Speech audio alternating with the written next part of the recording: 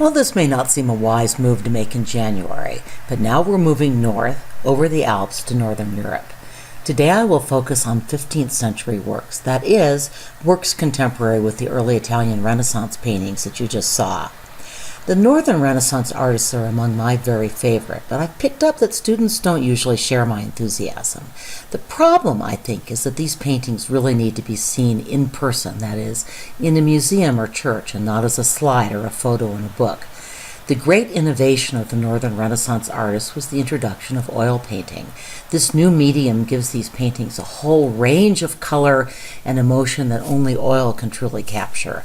They also allow paintings to represent and reflect light in a way never seen before. The Northern Renaissance artists were also masters of detail, especially domestic household details, many of which had symbolic meanings. In other words, these paintings really reward close and up-close study. Nothing I can do about that, so on to the Northern Renaissance. I've talked about how the commercial revolution and a rising merchant elite in Italy promoted artistic innovation in art as well as commerce. We see a similar phenomenon in Northern Europe, especially after Portuguese and Spanish navigators discovered the New World and the center of trade moved to the Atlantic. Flanders lay at the heart of the Northern Commercial Revolution. It's an area that now encompasses Holland, Belgium, and parts of northern France. In this unit, Flanders is ruled first by the Dukes of Burgundy and then by the Holy Roman Empire. You can see from the map that Flanders was strategically located for trade. The flat topography also made land travel into the heart of Europe relatively easy.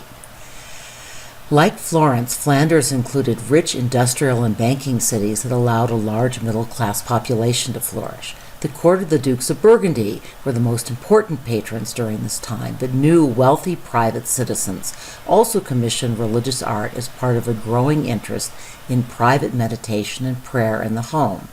They also commissioned portraits in growing numbers.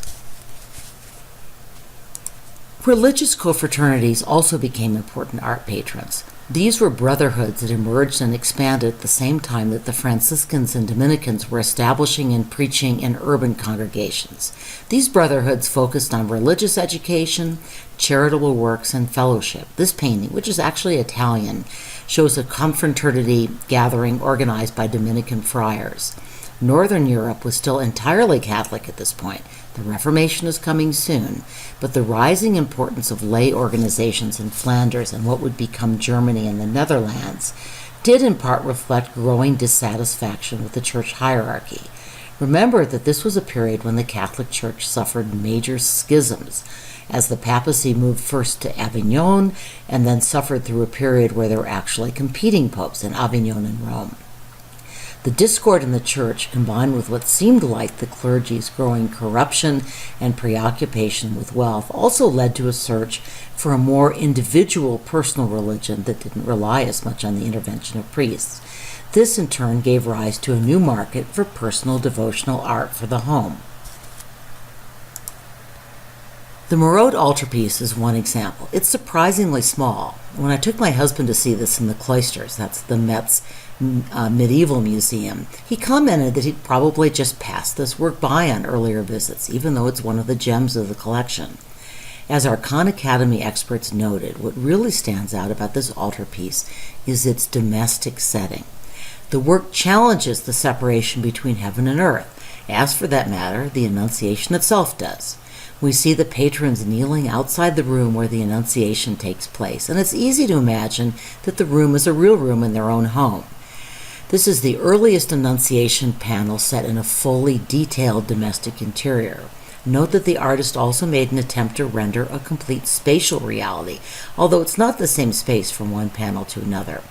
Despite the fact that it is not accurate perspective, every detail is made concrete.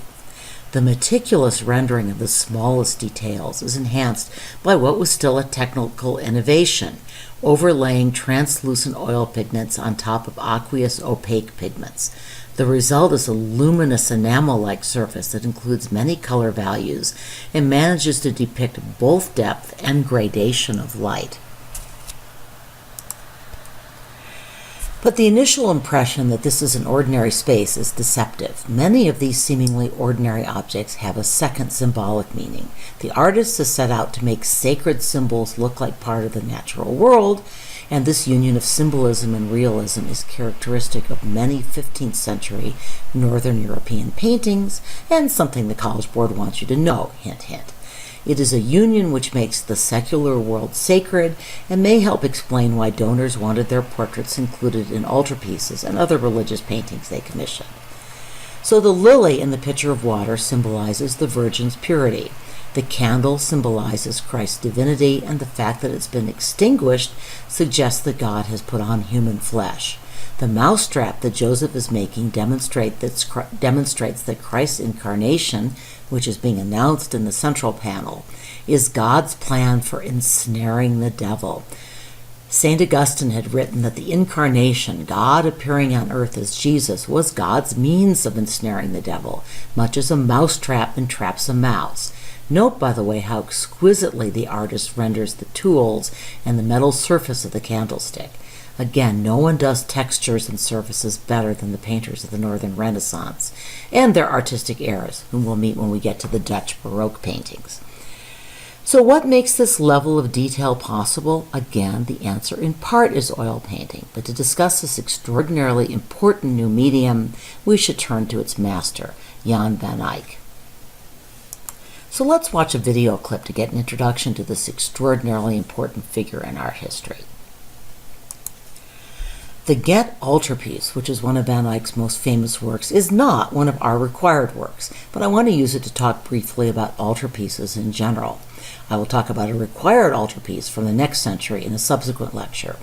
Before the printing press and the Reformation brought the Bible to Northern European masses, altarpieces were one of the most important devices for teaching Christian narrative and Christian theology. Mostly viewed close, these polyptychs or connected multi-panel paintings would be opened during Mass and feast days to reveal a wonderful world of color and action. So here we see the closed front, the wealthy donors at the bottom left and right, contrasting with the grisaille fake sculptures of the prophets Zechariah and Micah, whom Christian theologians viewed as predicting Christ's incarnation. Once the panel is open, we enter a brilliantly colored world with multiple layers of meaning, which, alas, I don't have time to talk about. But let's take a few close-up looks. The nude figures of Adam and Eve represent an innovation in Northern Renaissance art, probably reflecting Italian influence. But the highly realistic, detailed, individualized faces are typical of the North. Note, too, Adam's foreshortened foot and Eve's partly contrapposto stance. And here, in this close-up, we see Van Eyck's mastery of portraiture. And I love this choir of angels. Note the beautifully rendered cloth and the extremely detailed musical instruments, again, hallmarks of Flemish and Dutch painting. Many Flanders merchants made their fortune in the textile trade. They knew their cloth, and they cared deeply about it. We will see beautiful and extremely expensive textiles showcased in the Arnolfini portrait as well. So how did Van Eyck achieve these effects? Let's return to our video. So here we see a comparison between two magnificent paintings, one painted in egg tempera, one in oil. And yes, we are getting to our next required work. But first, here's a quick review of the points the video made. Oil's slow drying time let painters add more details and correct more errors. By applying paint in very thin layers, painters could achieve deeper and more accurate portrayals of surfaces, textures, and reflected light. And oil produced richer yet more subtly gradated colors. The Arnolfini portrait is one of the most famous paintings in Western art, and it's a painting that has stimulated a great deal of argument.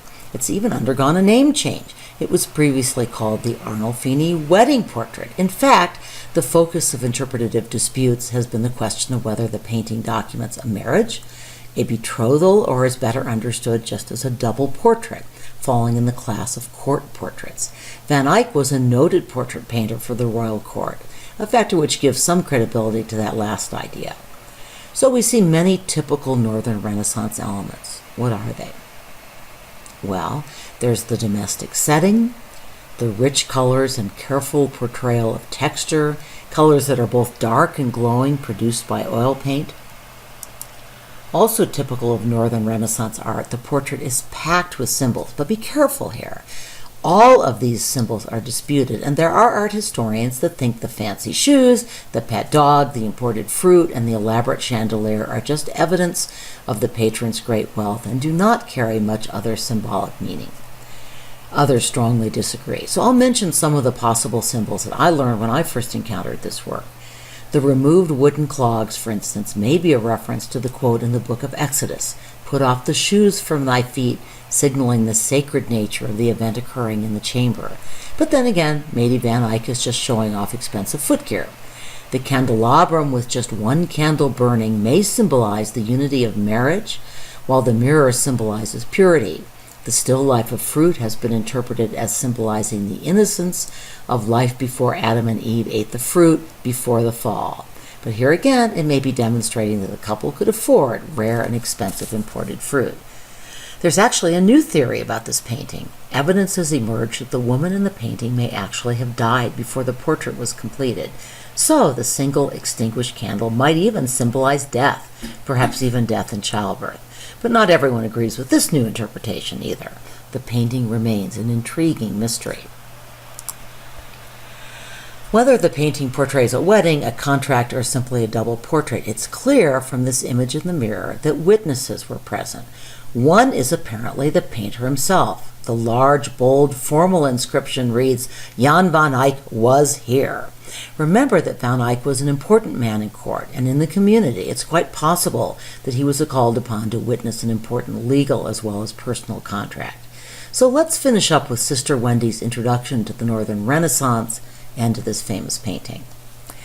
And then, if you have time, watch a little of a very good documentary on this work from the Private Life of a Masterpiece series. You may remember this British art critic from the Islamic Art and Architecture series. He's another favorite of mine, and I enjoy hearing him take on the National Gallery's interpretation of the Arnolfini portrait. The National Gallery catalog apparently takes the "it's all about wealth, not symbolism" side of the debate. Our critic strongly disagrees. The whole short video is very fun.